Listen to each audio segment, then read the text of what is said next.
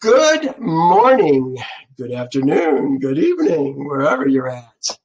It's afternoon for me and morning for most of the people that are in my class at this moment. Yeah, I guess it's still most. We are going through chapter 15. You know, much of what we've gone through in Leviticus, dare I say, is maybe a little bit dry because we don't have a temple, because of a lot of reasons. But today's, I think, is, and maybe you feel the same way, I think this is really interesting subject that we're going to cover today. We're talking about discharges, human discharges.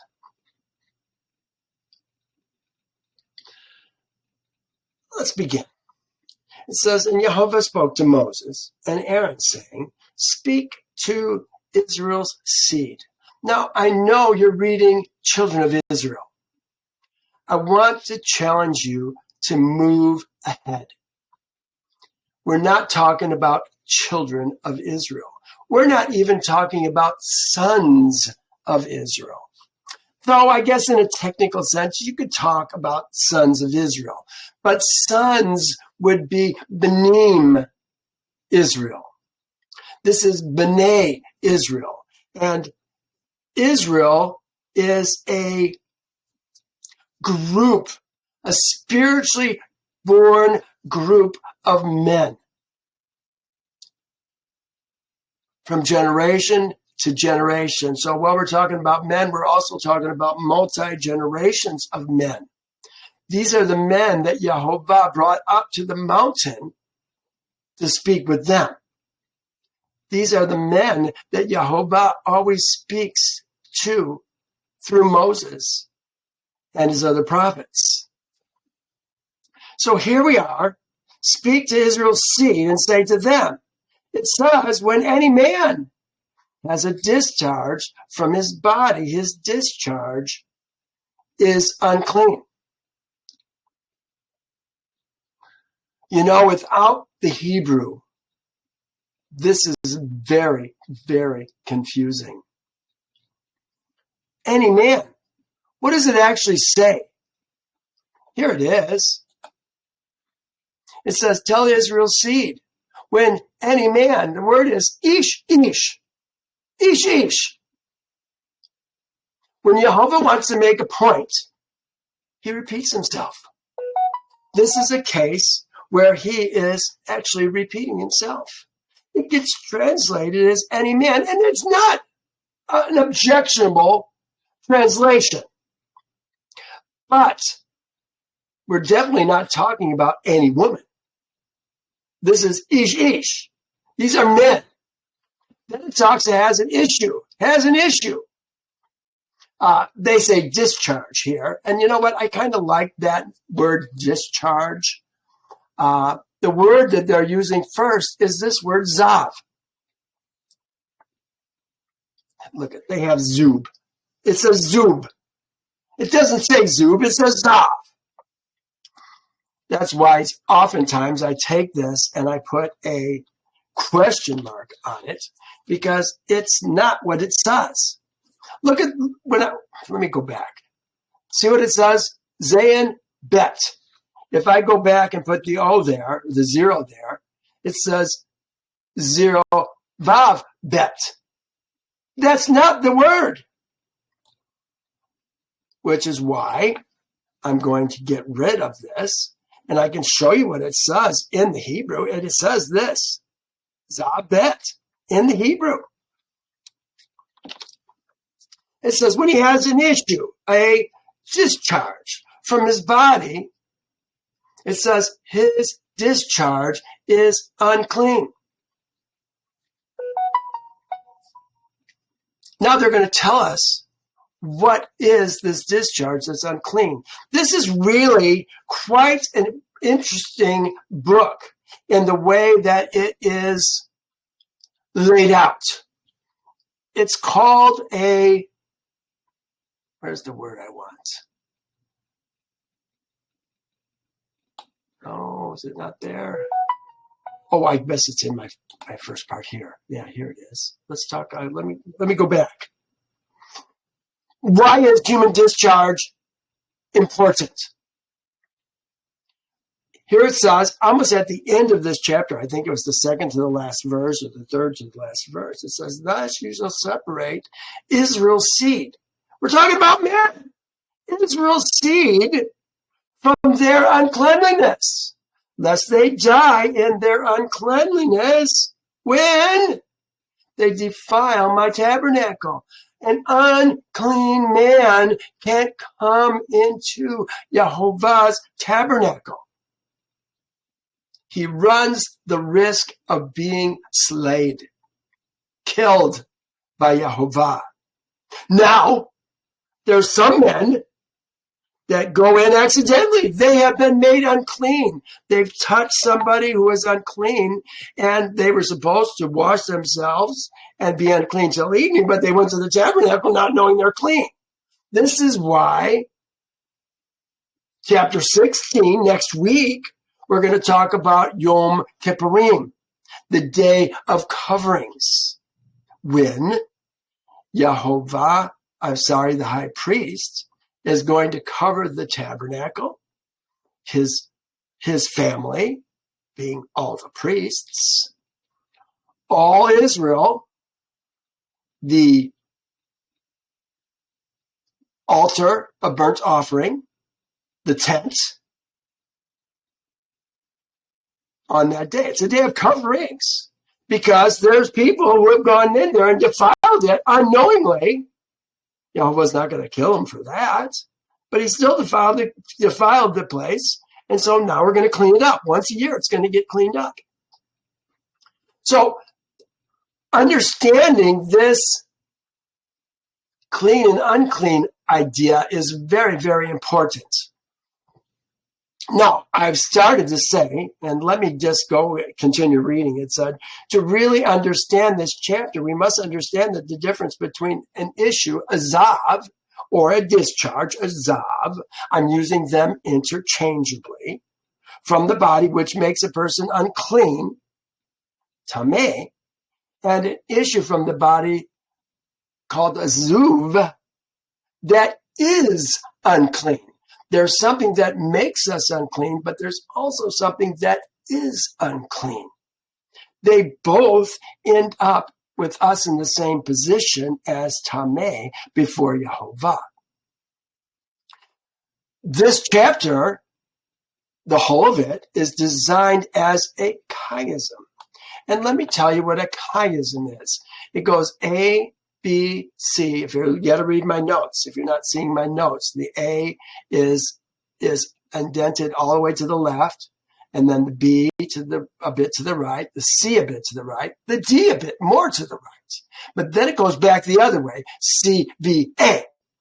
So the first thing we're going to talk about is males. A, B, C, and D is all about the males. The D shares the males and the females. And then the CBA is the female normal Zav, the female abnormal Zav, and then a conclusion. So we are right now getting ready to start male abnormal Zav, the male abnormal issue, which is a Zuv. It's kind of like Zav Zuv. All discharges are Zav, but not all discharges are Zuv. There's some that are normal discharges. We are going to talk first about the abnormal male discharge. Kind of like, maybe this is a bad way to say this because we're talking about Zav and Zuv, but all the priests are Levites, but not all the Levites are priests. All the Zuvs are Zav, but not all Zavs are Zuv. I hope you're understanding what I'm saying. They're all clean, but some are more unclean. They're irregular, abnormal uncleanliness is what the Zuv is. So, back at verse 12. I had to go back because I wanted to talk about that chiasm. We're going to see a chiasm and other places in Torah, but this is probably the first place that we're really seeing this, and I think it's really interesting to see how it's put together. So again, talking about an issue. Tell Israel, see, when any man, ish, any man, has an issue, a zav, from his body. It says his issue is unclean. But then it doesn't say his zav, it says his zuv is unclean. So he has issues, but if it's a zuv, it's unclean. This is how you maybe should read it. And it says unclean, it is tameh. Tameh. Tehor, clean, unclean, tameh. Kings, priests, leaders, common men, ger, servants, any man is what we're talking about when we talk about any man. But this is the first. I have it in pink so that we can kind of see how it flows with the sides that we were just talking about. Here it is, the pink, B, 15, 2 through 15. And here's the start of it, verse 2. So we're talking about a male abnormal, and we could probably put this abnormal in the pink as well, just to call attention that we're talking about a zuv. The male abnormal, I put zav, which is a zuv. Yeah, it's a zuv. It's a male abnormal issue, which is our male, how do you say that? A male zav, a male abnormal issue, which is abnormal. That makes a man unclean to others.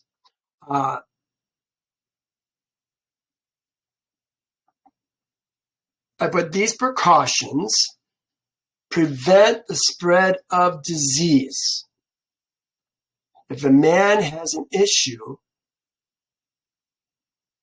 he's going to be set aside. Wait till you see. It says, he who has an issue, an unclean issue, is going to be separated. He's being separated from everybody, his whole family. I said a zab is an issue from the body. But you know, there is no Strong's word for zav. Even though it's used. Here it is. It's being used in this verse. They give it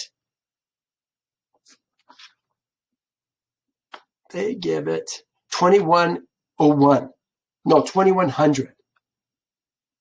But again, it's a zuv that they're saying it about. It doesn't make any sense. But there is no strong number for the word zav. Zav is any issue that comes from the body, male or female. I put urine, excrement, spit, sneeze, mucus, runny nose, and others are all zavs. They're all zavs. Semen is a zav.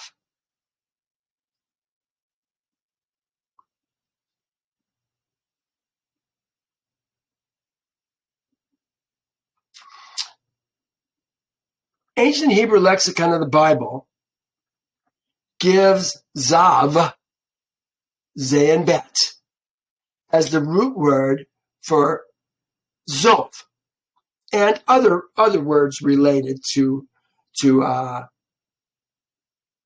issues. It only says this: action, issue. That's it, issue.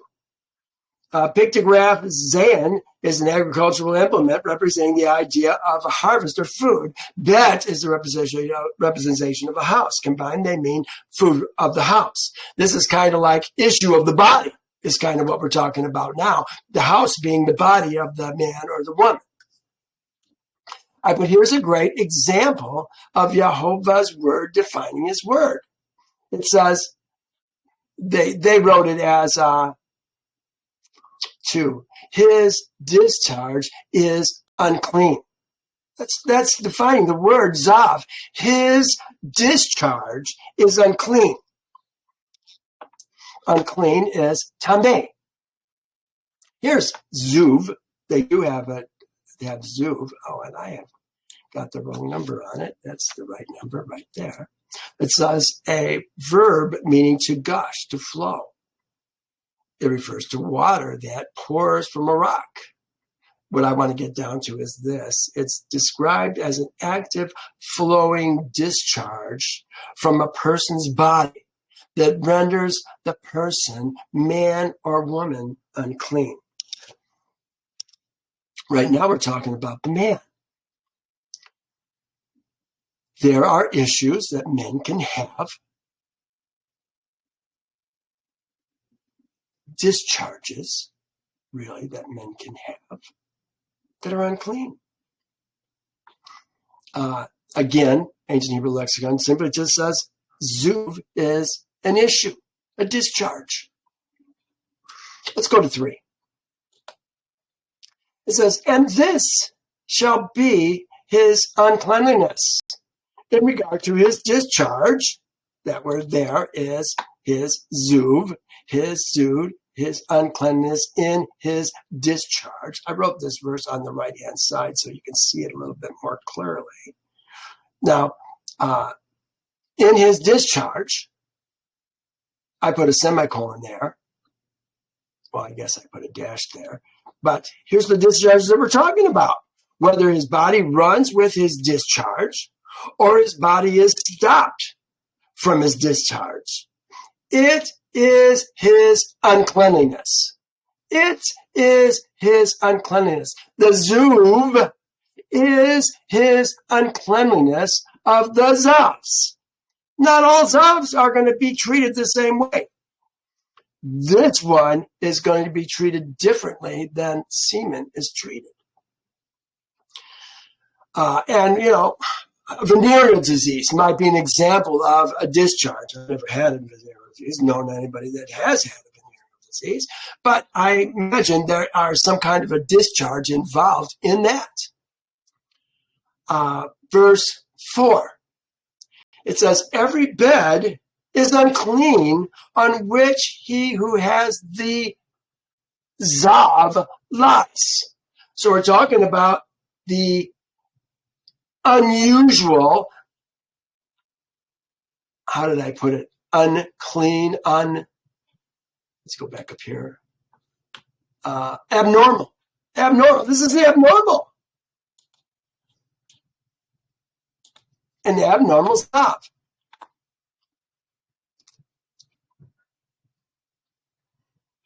Every bed is unclean in which he has the discharge lies. Which he who has the discharge. That's what it says. The discharge. The zav.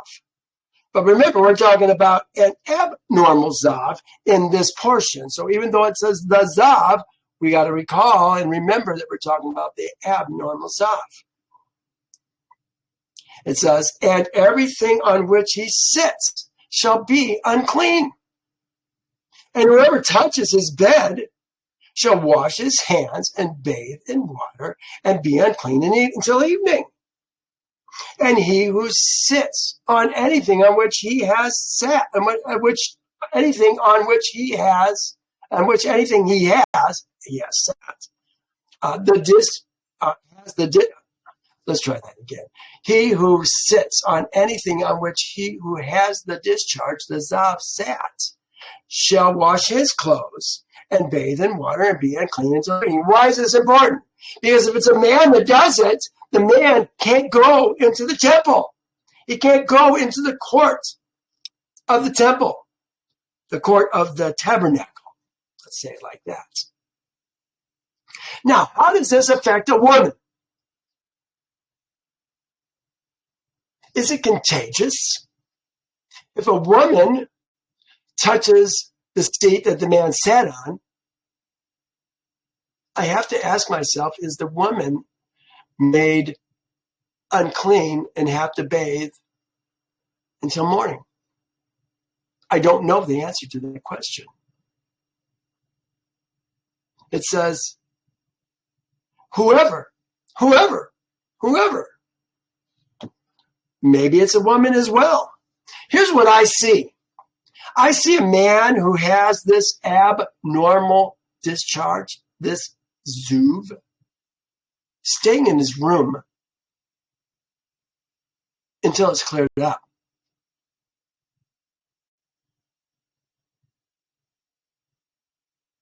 These days, we have a master bedroom.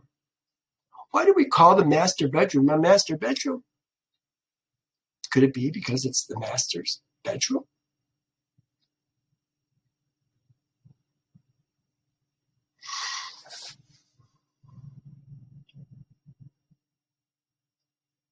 We see in Torah often that the women have their own tent.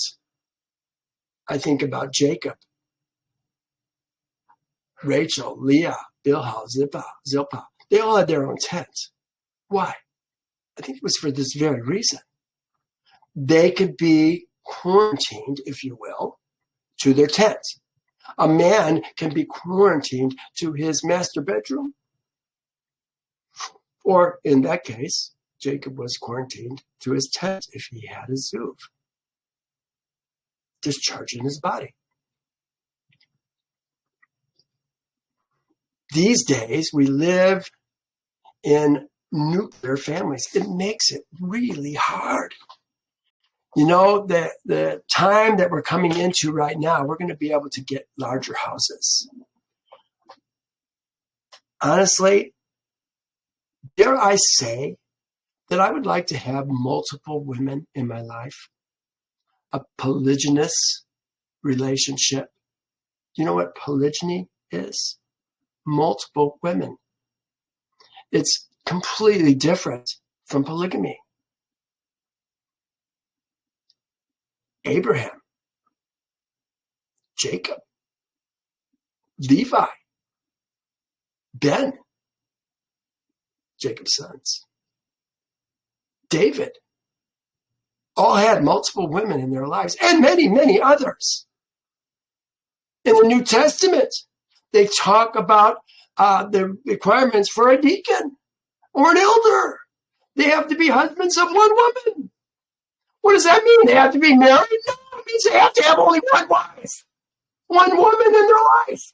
In other words, there are other men who had more than one woman in their life. We miss it. Our doctrines and commandments of men, our false images in our minds, won't let us see it. Now, why do I bring this up? Because we're going to see that when a woman is in her menses, or a woman has a zuv, that she's going to be separated the same way that the man is right now. He's not going to leave his room. They're going to bring food into him. He's going to use the bathroom that's probably in his bedroom. Or we're going to have to use a common bathroom. Now, we can't use a common bathroom. It says wherever he sits, he's going to be unclean. So we have to have a toilet. I mean, I hate to be getting down to the nitty gritty here, folks, but this is what we're talking about. We're talking about issues, aren't we? He's got to have a toilet that is going to stay with him while he's in this unclean state.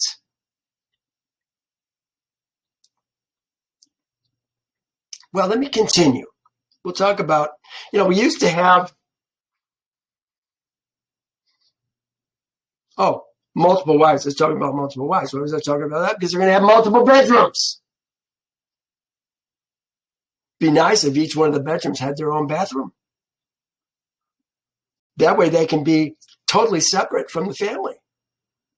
Nice thing about having wives, if you have children, more than one wife, and you have children, you got other women to take care of the children and the family, to take care of their man, the master, if you know what I mean. Oh, there's going to be people who don't like what I have to say here today. Oh, you know what? Let me pull this up.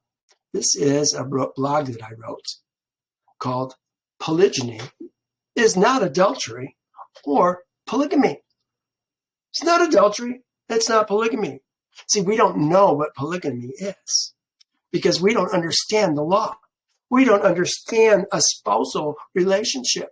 We don't know what a marriage certificate does to us. This article is designed to help you figure that out. You can find that on my blog under Creation of Man, Adultery, part 1 of 2. This is part 2, polygamy. Creation of Man, Adultery, polygamy. Read them both. They're both designed to help you understand what's going on in the world. We've learned lies. We've been taught lies. Worthless and unprofitable things. And I'm trying to pull people out of those lies. This context of Leviticus kind of lends itself to being able to talk about some other things that we don't normally get to talk about. So here it is, verse 6. He who sits on anything on which he who has the discharge sat shall wash his clothes, bathe in water, and be unclean until evening. He who touches the body of him who has a discharge shall wash his clothes and bathe in water and be unclean until evening. He who has a discharge, if he who has a discharge spits on him who is clean, then he shall wash his clothes, bathe in water, and be unclean until evening. That's not to say he hawked one up and spit. He just sprayed him when he was talking, which indicates that he's talking. He can talk to people who are close, but they can't touch his bed. How about you left one doorknob clean on the inside or unclean on the inside and one doorknob clean on the outside? You could have somebody actually come into his room, drop off food, supplies, linen, whatever.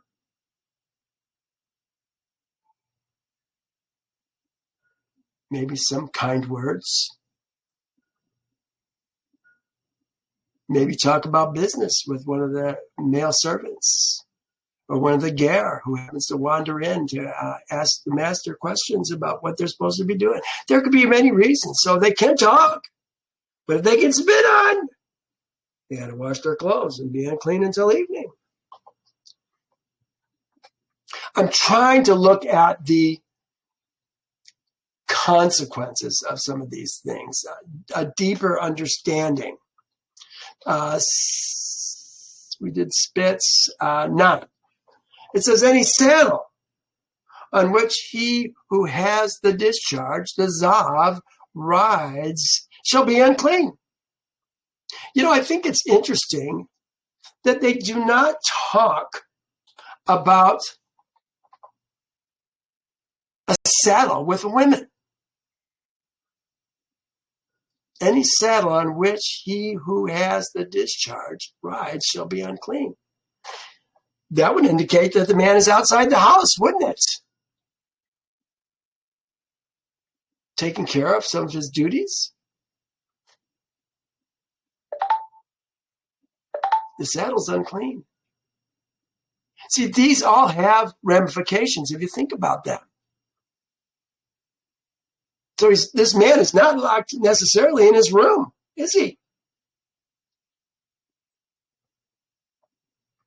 Maybe this is the key. Whoever touches anything that is under him, saddle, chair, bed, maybe that's the key that we're talking about here. Something that is under the man, something that he's going to sit on or lay on. Whoever touches anything that is under him, that would be the saddle too, wouldn't it? Shall be unclean until evening. He who carries any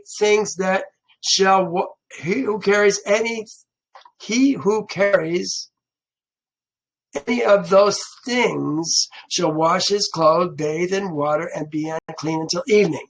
Any of those things. What things are we talking about? Things that he sat on or laid on. His saddle, if you carry a saddle, you're going to be unclean. Got to wash your clothes and be unclean until evening. oh boy, I'm seeing things that I didn't even see the first time I went through this, or the second time, or the third time. And that's just this week. I've gone through this many times, which is going to make something that I saw earlier maybe make a little bit more sense. We're going to see it in another couple verses here. Let me read it again. Whoever touches anything that was under him shall be unclean until evening. He who carries anything shall wash his clothes and bathe in water and be unclean till evening. That doesn't mean anything. I just picked up my glasses. I carried something. No, that's not what we're talking about. We're talking about something that he said. 11. And whomever of one who has the discharge touches, look what it says, and has not rinsed his hands in water, he shall wash his clothes and be unclean until evening. Now, this was really strange to me that we would even be talking about this. But this makes no sense to me. If I'm touched by someone with an issue, what good is washing my hands in water? Maybe it's not about me washing my hands in water. It's about the one who has the issue washing his hands in other. I put perhaps what is being said is the one with the issue who touches someone without rinsing his hands first will make the other person unclean. I think that's probably what we're talking about. So what does that tell us? We can wash our hands.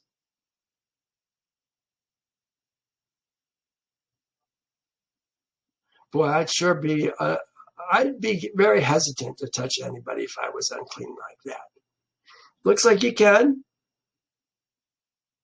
But I'd be hesitant. Could it be a greeting, like shaking hands, meeting a person? Well, that's what I'm wondering. Yeah. Patting a child on the head. But you got to wash your hands first. Of course, did they have greetings about shaking hands? I don't know in those days. Maybe they did. That guy's already unclean, though. Yeah. If it's the guy with a discharge who has to wash his hands, but he's already unclean, so how can he be unclean? Well, apparently he can be unclean with clean hands. Remember, it's about what he sits on, what he lays on, his saddle. I'm theorizing, Wayne, and I appreciate your comments in that. I really do. And that may be exactly what's going on. But I just thought it was kind of a strange verse because I hadn't thought about an unclean man washing his hands and being able to touch somebody else and not making them unclean. Or not making them unclean. Maybe that's a possibility. Looks like he's outside the house, doesn't it? Well, let me continue. There's only a couple more verses left in this particular section before we start the next section.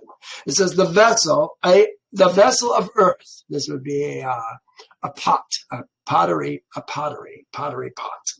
vessel, a vessel of earth that he has. The vessel of earth that he who has the discharge, the zav, the unclean zav, which is the zuv, touches shall be broken. And each vessel of wood shall be rinsed with water, so he could maybe touch the stove, but it's got to be washed. And when he who has the discharge. Now this is interesting. The vessel. Let's go back to verse 12. The vessel of earth. I'm thinking about forks, knives, dishes that they might bring into him. He didn't sit on them. So if they brought dishes into him, could they bring dishes out from him without touching him or anything that he sat on? Remember, if he touches the bed, you're unclean for the day and you gotta shower. But how about forks? How about dishes? It says, every vessel of wood shall be rinsed with water.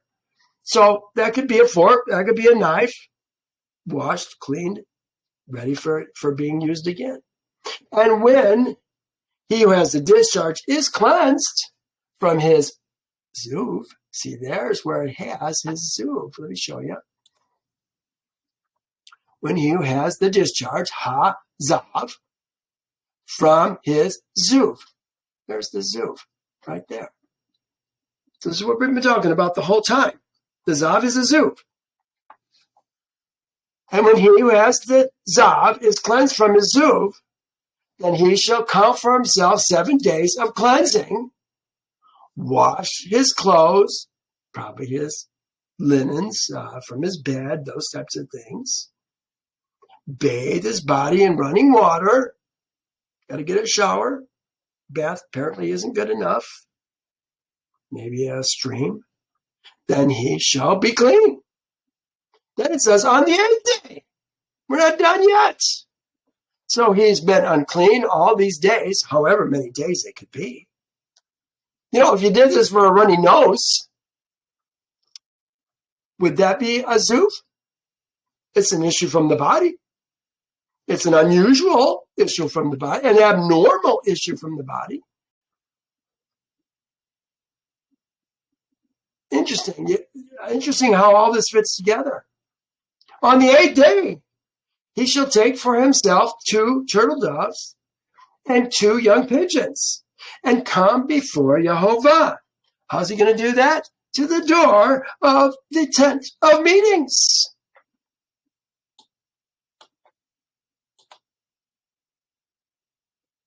He's going to bring 2 birds to the door. He can't go in.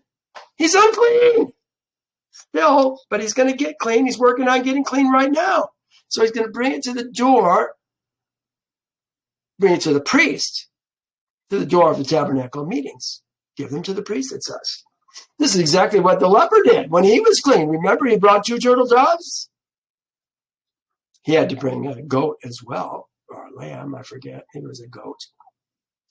It says, and the priest shall bring them into the court, the one as a kata'ah, the other is an olah. So one's going to be killed, his blood's going to be put on the altar. Probably then be what's going to happen to it. I don't even know what happens with the bird, if it gets burned up or if it gets just thrown into the dung heap. I don't know for sure. I forget. It says, then the priest shall make atonement. That's what it was, the sin offering and the olah. The sin korban and the olah korban. It's not offering. Korban's not there either. It just says kata'ah olah. Shall make a covering for him before Yehovah because of his discharge. From his zuv is actually what it says.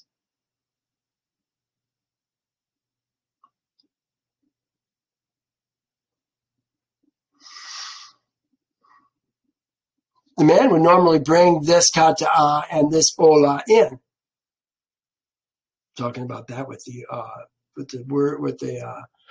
chapter 2, talking about the olah offering.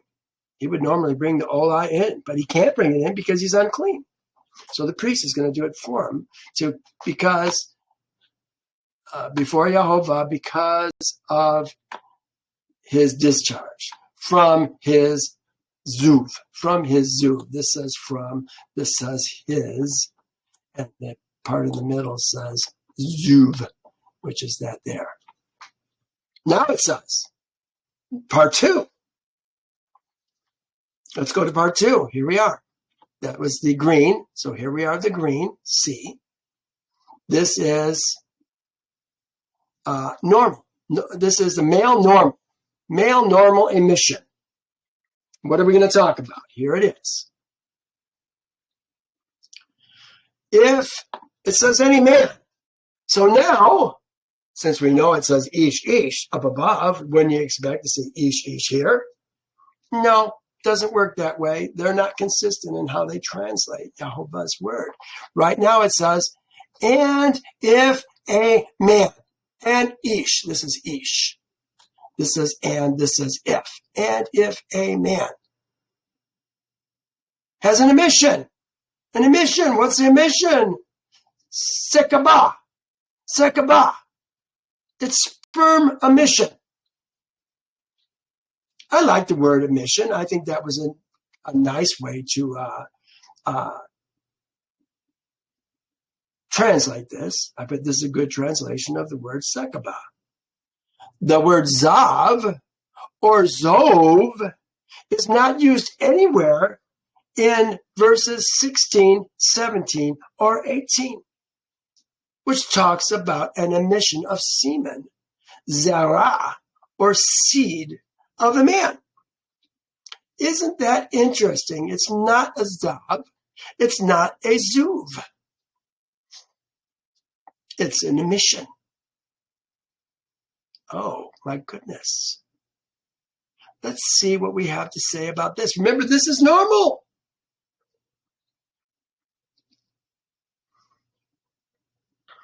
If a man has an emission of semen, then he shall wash his body in water and be unclean until evening.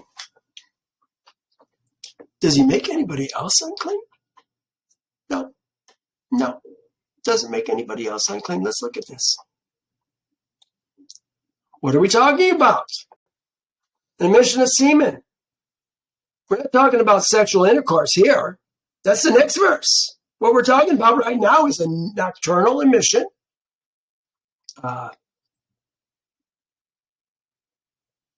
Sleep. I'm not even sure what it's called. It's something. A nocturnal emission. He ejaculated in his sleep. Ejaculation by self or by a woman and sex. This is what this verse is talking about. Let me be very clear that Torah does not prohibit any of these activities. Oral sex, masturbation, nocturnal emissions, nothing to be ashamed of. Do you know that there's nothing, I repeat, nothing that a man and his woman can do that is against Torah? Nothing. Not a thing. It's all clean. Oh, that will blow some minds. Maybe that will open up your life to some things as well. I put notice. With a normal emission, he is unclean for a short time. But he does not make others unclean. No, he doesn't have to worry about making others unclean. This is a very important distinction and the difference between the zav that is natural and the zuv that is unclean. Now they're both unclean. I should say normal and abnormal, shouldn't I? The zav, which is normal, let's just spell that out. And the zuv, which is abnormal. Easy peasy.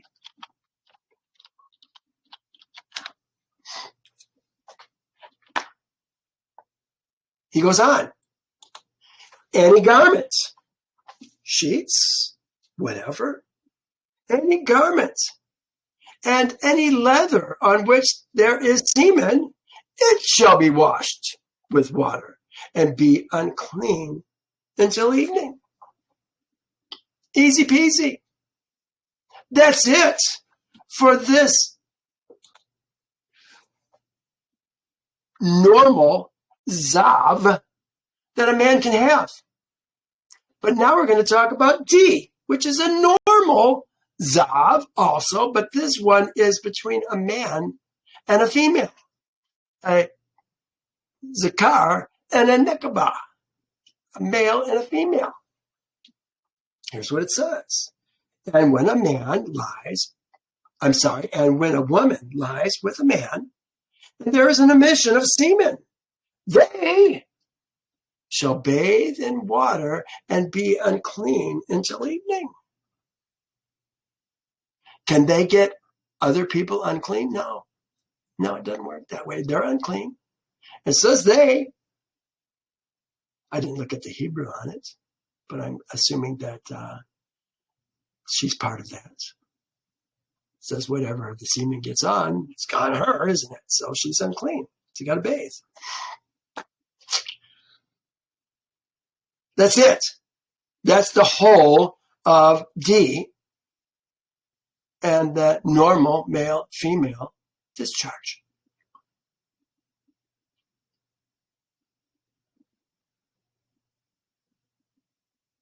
I was going to talk about a woman's arousal and the wetness that's involved in that. That would not be anything abnormal. Totally normal. Not going to affect anybody. Doesn't even say anything about washing with that, does it? Interesting.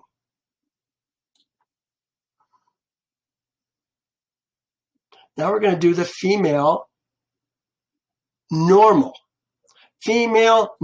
zav of blood, which makes a woman unclean to others, especially men. It's not so much about the ladies getting other ladies unclean. They don't go into the temple. Only the men go into the temple. That's why this is so significant about men touching a woman who's unclean. Verse 19 is where we're going to begin this. It says, also, when a woman lies with man. Oh, no, that's the one we just did. We're doing this one now. The clean discharge for a woman. Clean. Normal. Let's say normal discharge for a woman.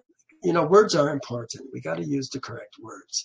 If a woman has a discharge, a zav, and the zav from her body is dam, blood. Both times it said zav. Her zav has a zav, her zav. A woman has her zav. That's interesting. It says her zav, zav of her. And the zav of her from her body is dam, blood. She shall be set apart 7 days. So for a normal menses, that's what we're talking about, the woman is going to be set apart 7 days. Now, many will say, but Michael, I only bleed for 3 days. I only bleed for 4 days. I only bleed for 2 days. Now it says 7 days. You know what? This is recovery time. This is not because he's mean to you. This is because Yehovah loves you and wants you to rebuild your strength so that you can regain, so you can come back into the family. 7 days, set apart. You be in your own bedroom for 7 days. Can you go out? Yeah, I guess you can go out. Can't touch anybody unless you wash your hands, apparently. Can't sit on any chairs because the other people need to sit on the chairs. These are all things that we have to take into account. I think it'd be handy, and what I'd like to do in the future is build a separate house, just a small house, where the women can go and be resting during their menses. When they have a baby, it's a place where they can go. Remember, the woman rested for 80 days for a male child and 40 days for a female child. Yeah. That's where she would be, in this house. Nice place to go. Might as well make it comfortable. Most can't afford that. But our days and our ways and our lives are changing here very shortly. We're going to see some amazing things. Whoever touches her shall be unclean until evening. So you can't touch her. Maybe she can touch you if she washes her hands. I don't know. It's a possibility, though, from what I'm seeing up above. Everything that she lies on during her, it says impurity. The word here for impurity is this word, nada. I like to translate it as her normal flow. You could say her flow, but I want to make a distinction that the nada is her normal flow. This is a good thing. This is the way Jehovah designed our women to have normal flows every month during their childbearing ages, which is going to be extended here in the near future. Some of you may go, oh no. Some of you may say, yeah. I don't know. Depends on what's up here, doesn't it? And what's in here in your heart. Whoever touches her shall be unclean till evening. Everything she lies on during her normal flow shall be unclean. And everything she sits on. So here we are, lying on, sitting on. She'll be unclean. Whoever touches her, doesn't say who she touched. Whoever touches her shall wash his clothes, could be their clothes, and bathe in water and be unclean till evening. Whoever touches, here I have to go down more. Whoever touches anything that she sat on, didn't we just do sat on? Sits on, yeah. Okay. It says also everything that she sits on shall be unclean. Oh, now it says whoever touches anything that she sat on shall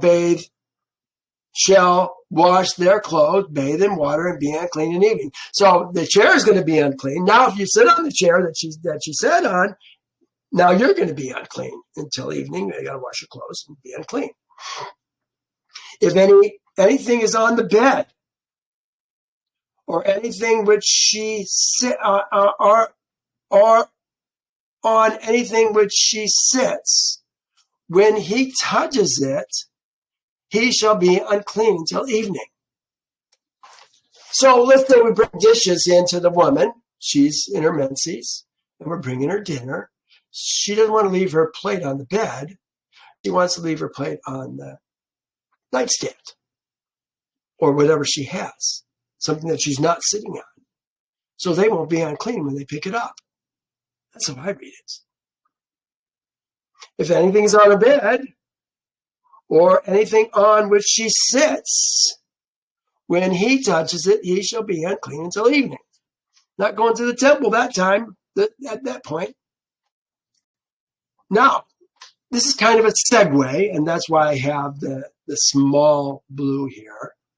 It reminds me that we're talking about a segue of this one here. Here's the segue. It says, and if any man lies with her, any man lies with her. Oh, yeah, no, that's it. If any man lies with her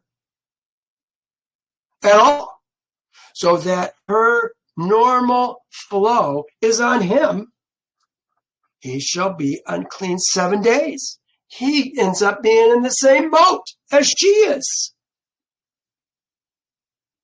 Could they be together for 7 days? I don't know why not. Not going to be having sex, but they could certainly, it seems, be together. He's unclean for 7 days as well. And every bed on which he lies shall be unclean. What I see here is this is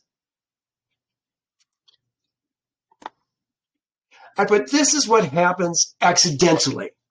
They're having sex. Her menses just started to flow. He pulls out. He's got blood on himself. This is what we're talking about. He's unclean for 7 days. But if this happens on purpose, it's much more serious. Not ever supposed to happen on purpose. Listen, Yahweh has to say. Here's Nadah, rejection, impurity, menses. It's her menses, her blood. Oh, here's another word. No, that's Nadah too. Never mind. Here, I put intimacy with a woman in her davah, her menstrual period. That's the other word that I wanted to talk about, was her davah. It's going to be listed in these verses that I'm going to list for you right now. It doesn't say nadah. It says davah. It's her menses. It's the blood. Intimacy with a woman in her nadah, her menstrual period, gets them cut off from Israel. This is serious. You don't want to take a woman in her menses. You are not to approach a woman. This is Leviticus 18:19. You are not to approach a woman to have sexual relations with her when she is unclean in her time of deva, menstrual period, or menses. Here's another one. This is just a couple verses later, a couple chapters later. Chapter 20, that was 18. If a man goes to bed with a woman in her menstrual period, her deva, and has sexual relations with her, he has exposed the source of her blood, and she has exposed the source of her blood. Both of them are to be cut off from among their people. This is serious. You don't get to be Yahweh's people if you do this kind of behavior. Don't do it. Here's deva, sick, menstrual state. Ancient Hebrew lexicon in the Bible says illness, but also a woman's cycle, her menses.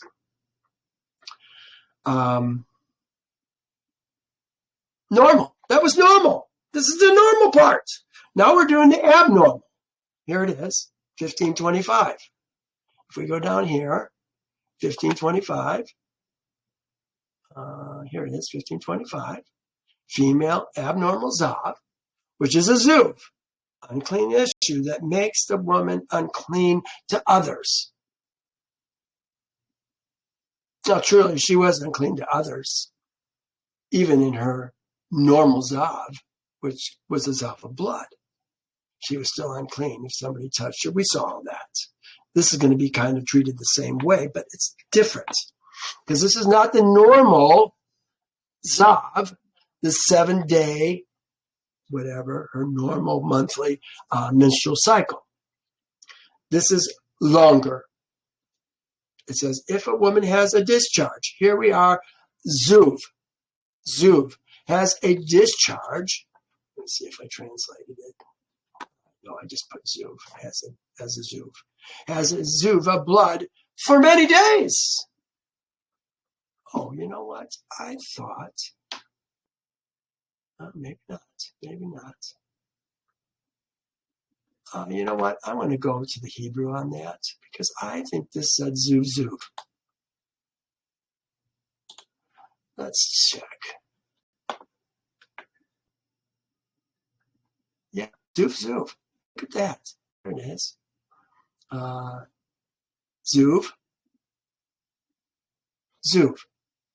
Has a zuv.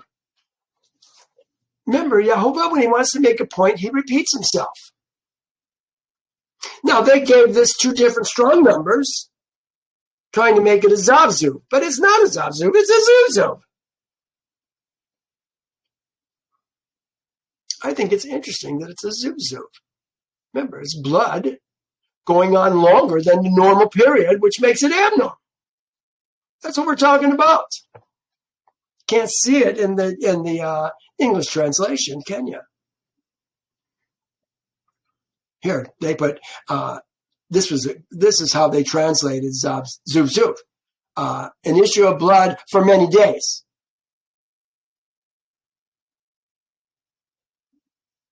No, that doesn't. It does say many days. Issue of blood, many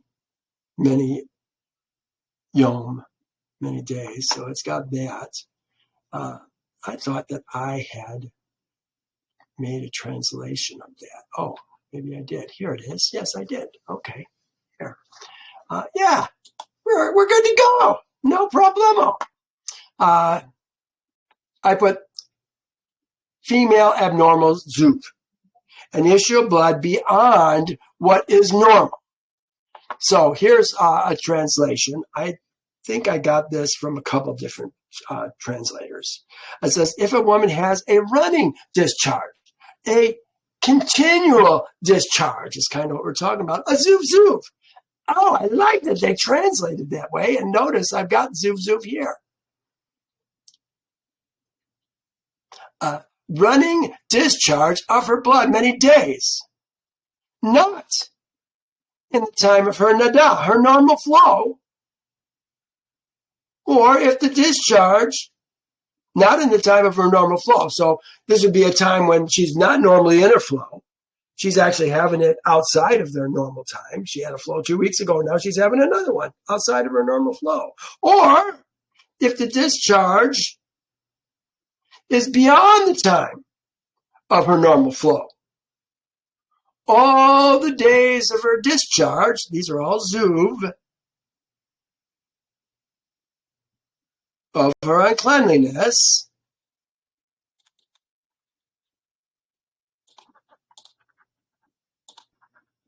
shall be as in the days of her normal flow. In other words, we're still going to treat her regardless of this, if it's an extra flow in this month, or if it's a continual flow in this month, we're still going to treat her the same way. She's going to be isolated for the time that she has this flow, and we're going to see 7 days beyond that, just like the man was. He had his flow, or his issue has ended, his discharge has ended, and now he's going to wait 7 days before he can go to the priest. He's still going to be isolated. So is she. So again, we're talking about a zuv, a flow outside, out of something, zuv flowing outside of something. Let's use that. We don't need that in there. That's just confusing. Okay, so let's go now to what they say about it. It says, every bed, this should sound familiar, every bed which she lies on, all the days of her zuv, I put it in pink so we can tell that it's pink, so it's zuv, shall be to her as the bed of her normal flow. Remember, the normal flow, she's still not going to be able to, things she sits on are going to be unclean. Things she lays on are going to be clean. And whatever she sits on shall be unclean as the uncleanliness of her normal flow, her nada. Whoever touches these things shall be unclean. He shall wash his clothes and bathe in water and be unclean until evening. But if she is cleansed from her discharge, it's over. The bleeding has stopped. Then she shall count 7 days, count for herself 7 days, and after that, she shall be clean. Now she can go out of the house. It says, on the 8th day, she shall take for herself 2 turtle doves, 2 young pigeons, bring them to the priest, to the door, there it is, the door of the tent of meetings. I remember this being tabernacle, but maybe not this one. This must be tent of meetings. A woman goes beyond. Woman never goes beyond the door of the tent of meetings unless she is in trouble for leaving her man. Yeah, women don't go beyond the door of the tent of meetings. They don't go. They don't enter in. They don't leave offerings. They never go in before Yehovah unless they're in trouble. Then they go into the tabernacle. Oh, she's in big trouble then. Just like she was in big trouble when she ate the apple and gave it to Adam. Where was I? 29. Then the priest, same way as with the man, then the priest shall bring the one as a skata'ah and the other as an olah to make a covering, a kafar, for her before Yehovah, for the discharge of her uncleanliness, for the zuv, there it is, the zuv of her uncleanliness. Thus you shall separate Israel's seed from their uncleanliness. Why? Lest they die in their uncleanliness when they defile my tabernacle. There's the Mishkan right there. Defile my tabernacle that is among them. Remember, the tabernacle is in the middle of the camp of Israel. The tribes are all around the tabernacle.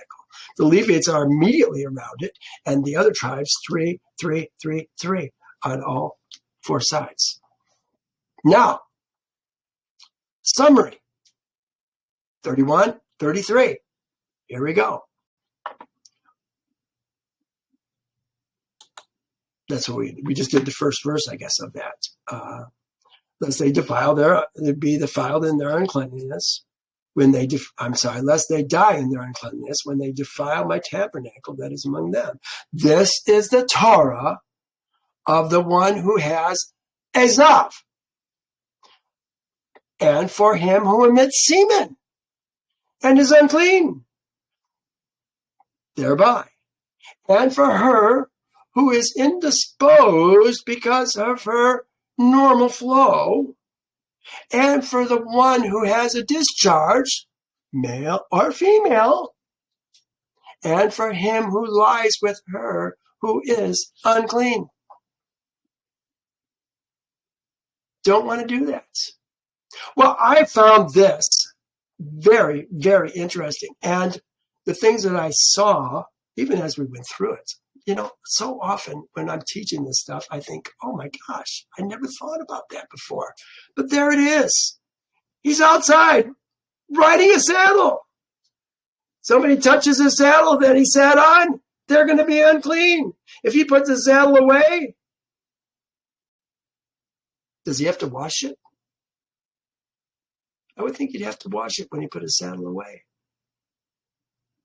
If a servant did it, he'd probably wash it. But again, he would be unclean until evening. He's got to wash and be unclean until. So many things to consider. Well, yeah. Hey, thank you for joining me. I hope you found this interesting. I don't often get to talk about polygyny versus polygamy. I hope you will think about that. This is a very important issue. The Catholic Church and the world as a whole, they want nuclear families. That's why you have one man, one woman. That's why it's illegal to have more than one spouse, even if it's